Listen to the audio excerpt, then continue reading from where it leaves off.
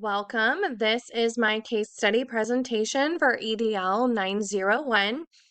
In this case study, we have Jackie Smith, the superintendent of a small suburban school district consisting of one elementary school, one middle school, and one high school. And they're facing the challenge of enhancing technology integration in classrooms while managing costs. She, the superintendent, is considering the implementation of a bring your own device or BYOD policy to promote seamless 24/7 technology use by students and teachers. Currently, laptops are checked out to teachers but are collected for virus checks during winter and summer breaks, limiting teacher access when they need it most. Students lack access to devices for class assignments, and the district has not achieved a one-to-one student device ratio.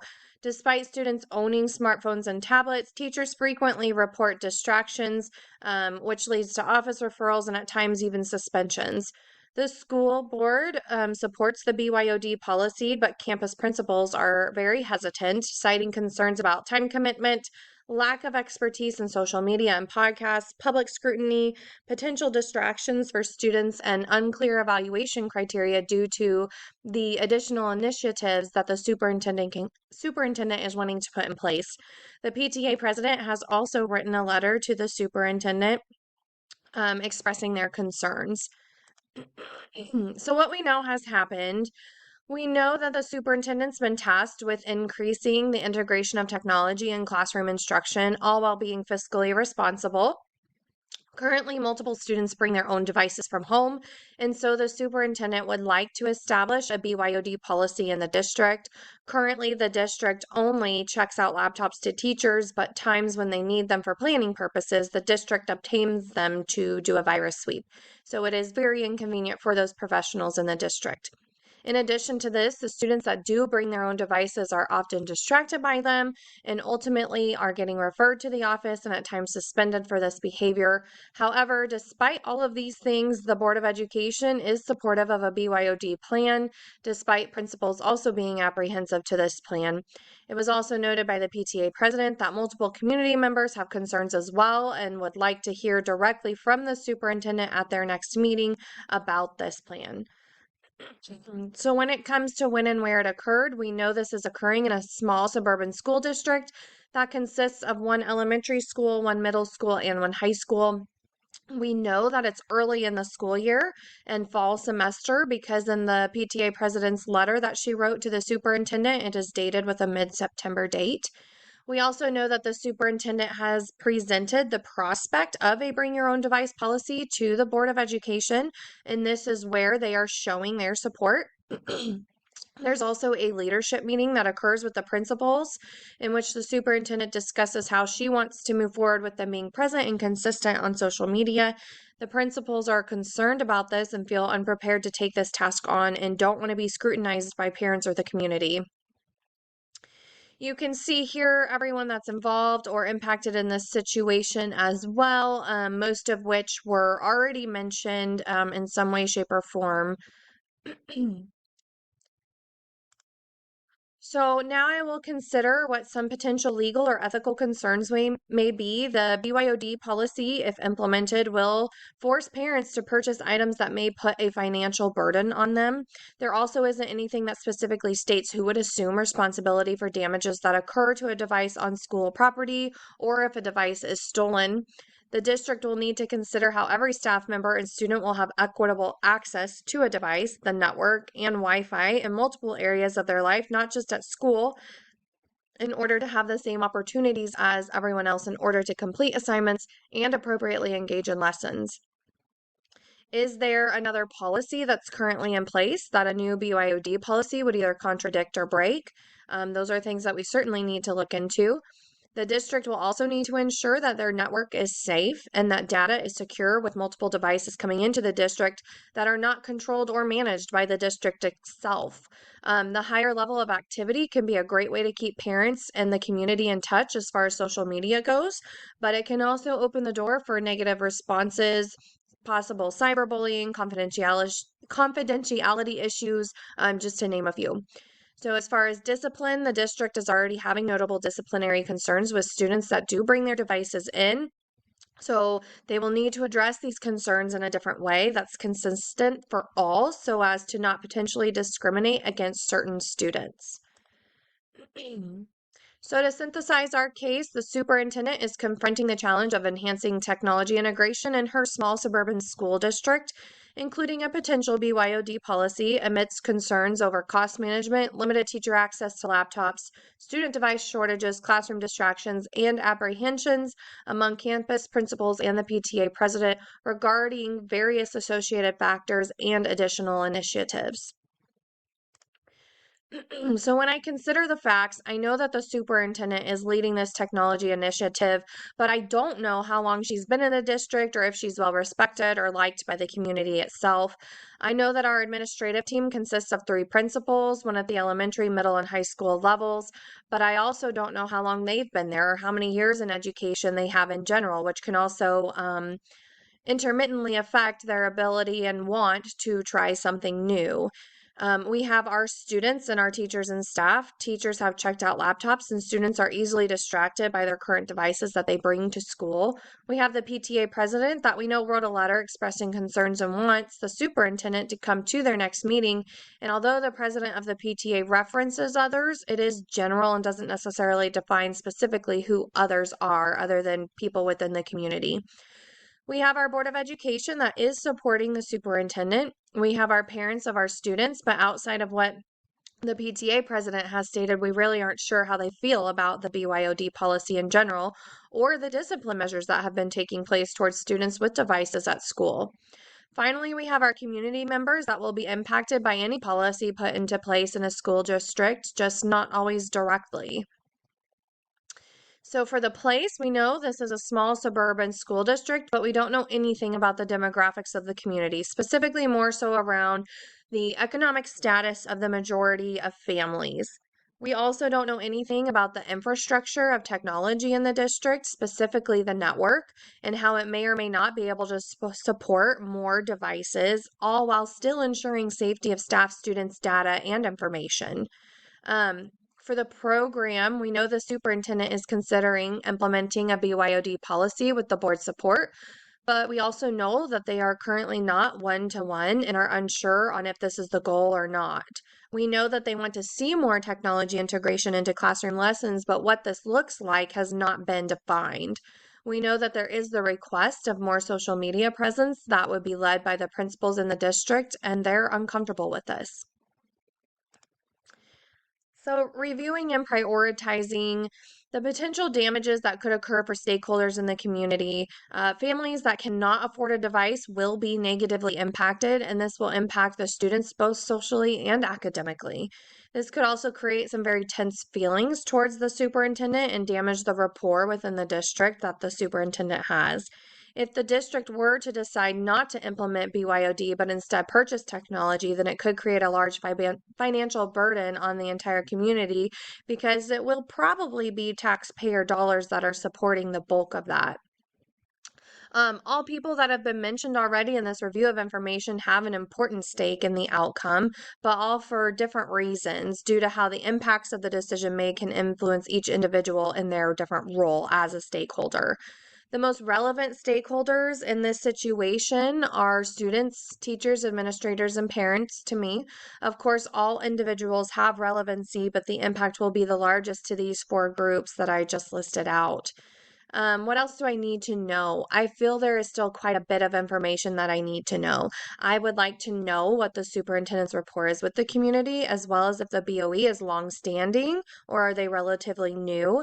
I also need to know a lot more information about the infrastructure of technology currently in the district. How robust and secure is it? Can it handle multiple devices? Is there a team within the district that manages technology, or does an outside source come in to do the virus sweeps?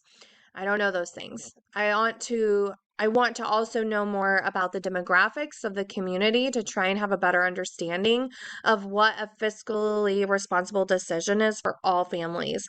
What if they can't pay for it? Are there funds for that? What is the plan moving forward with discipline issues when it comes to devices? Is that consistent now? So, given all of these unknowns, I do not feel as though I'm ready to make a solid decision, but rather put some intentional steps in place to ensure that all stakeholders have been heard and that I've gathered and gained as much information as possible in order to make a well informed decision. So, one of the options to consider is taking no action. However, the consequences of this are that the board may be unsupportive of the superintendent with this decision, as they currently are supporting you through your BYOD recommendations. There is also the potential of more discipline issues arising and safety and security issues arising as more and more students begin to bring in their own devices without any guidance from the district. Teachers will also continue to be frustrated as their district lended devices are taken from them at some of the times when they need them most. An extensive action would be to move forward and demand, or rather force, if you will, the implementation of a BYOD policy as soon as possible. The board's supporting you, so now's the time to act. However, you are already aware of some reservations from other stakeholders around this decision, and so without their input and just knowing that no one particularly appreciates being forced to do anything, this probably will not end with a positive outcome for anyone. The principals would also have the feeling of being probably set up to fail with the demand of being present on social media without any training or examples, as well as unsupported by their leader, as they've expressed their fears of being negatively highlighted by the community on social media. Some intermediate strategies would be to gather feedback from stakeholders, really listen to them, and let them know you are open to the feedback, both positive and negative, so that you're able to take that information to your administrative team and your BOE to make the best decision for the district as possible. It would also be important to thoroughly consider what it means for the district to implement a BYOD policy versus going one to one. As McCree states in their article, while the two concepts may seem similar, lumping them together can be a mistake. IT would also be wise to it would also be wise to consider what the financial cost of implementing a BYOD versus a one-to-one policy would mean, and how this is rolled out could also affect cost. It would be wise for the district to conduct a technology infrastructure audit to ensure that they are aware of what they have and what is being used, or perhaps what needs to be updated. This would also be important to consider when looking at network capabilities and the safety and security of the network and current devices, especially considering an increase in the amount of devices being supported by the current network. For those individuals that cannot afford their own device, if the district moves forward with a BYOD, then has the district considered setting aside funds for those that need help or putting a rental policy into place for those families? The superintendent could consider managing a social media page for the district itself prior to making the building admin implement this. This could give the superintendent a chance to outline some learnings and put clear expectations and guidelines into place for the principals. The discipline procedures about personal devices would need to be looked at and changed, as well as the expectations for students with these devices. Finally, you could establish an intentional rollout plan for whatever is decided that maybe starts with one building or even specific grade levels, etc. So, evaluating the options, here we have our different options considered. So, gathering feedback from the stakeholders. The positive here is that every stakeholder would have a voice.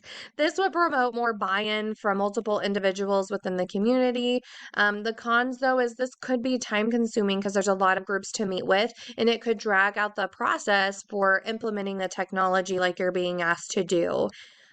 Considering BYOD versus one-to-one, some of the pros that are notated by both CAR and Sony are that it offers comfort of using a known device. It solidifies communication and collaboration. It reduces cost for the district, offers student control. It makes sharing easy, and it definitely promotes learning on the go. A con to this, though, is that we can't ensure that all of our students have equitable access if we move forward with a BYOD type of model. So, considering financial costs, BYOD could be cheaper, but the pro with one-to-one is that the district can choose the device. They could have much more management internally to ensure that safety within that network and all of those different things. Some cons, though, is that with a BYOD, the district has limited control. And with one-to-one, a con is that this could be more expensive.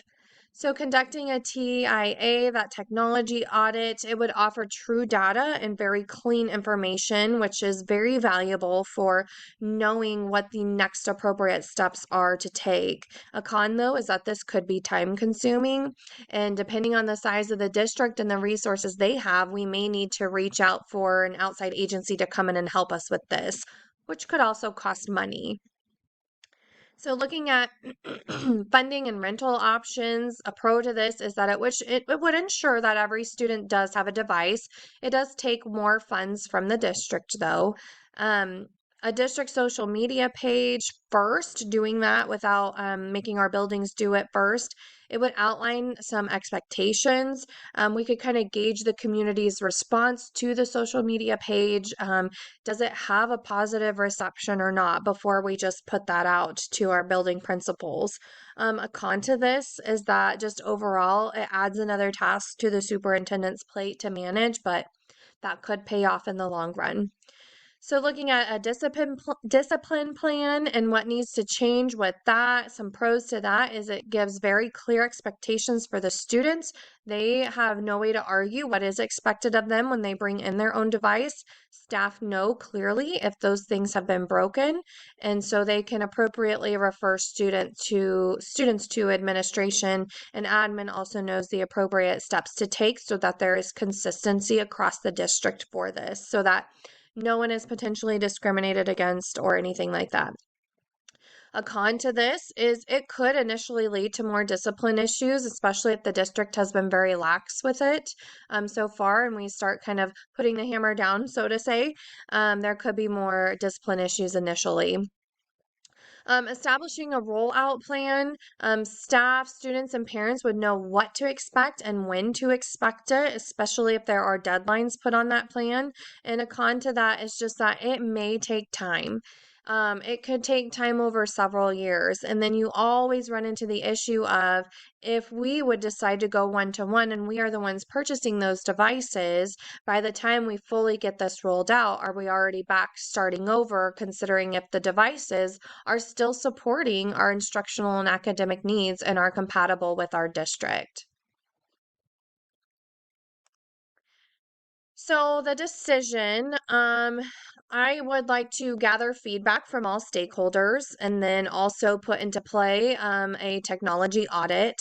From there, we need to research different financial options, different costs. Are there any grants available to putting technology into place and into the hands of our staff and students? I do think we need to review our current BOE policy, make sure there's nothing contradictory in there. There's nothing that needs to be updated, added, or changed. We would need to rework our discipline policy and probably specifically outline something with the use of a device. Whether we move forward with a BYOD or not, it sounds like that's a prevalent issue that needs to be addressed. We would need to create and carry out a district social media page. If I am the superintendent, I don't think it's fair for me to expect my administrators to do that on their own without any training or guidance if I myself don't have clear guidance to give them. Obviously, then I would want to present all these new items to our BOE. They obviously have to vote and approve policy changes and updates. Then ultimately, with all this information, choose between the BYOD versus the one-to-one, and then depending on what that ultimate decision is, outline an intentional rollout plan. So first, I will gather feedback from stakeholders to ensure that everyone has a voice and cultivate that buy-in that would be needed. Secondly, I would form a committee and conduct the TIA and use outside support as appropriate. Third, I will research financial options and weigh the costs for the district and families. Of course, this will also play into the information that is found within that audit there that will be conducted. Fourth, I'll review current policy and verify if it is appropriate and then take action as needed. I will implement a district level social media page and carry out those management tasks myself so that I can be better informed and better guide my administrators. Sixth, I will present all new policy suggestions and data to the board in order to make the best decision as possible. That data and policy suggestions will all come from those first through fifth steps that I've already taken. Next, I will evaluate all options and make a decision with the support of the Board of Ed between either that BYOD or one-to-one. I will then design a rollout plan. I will probably have a committee help me with this rollout plan based on the decisions that are made and communicate that plan to all involved.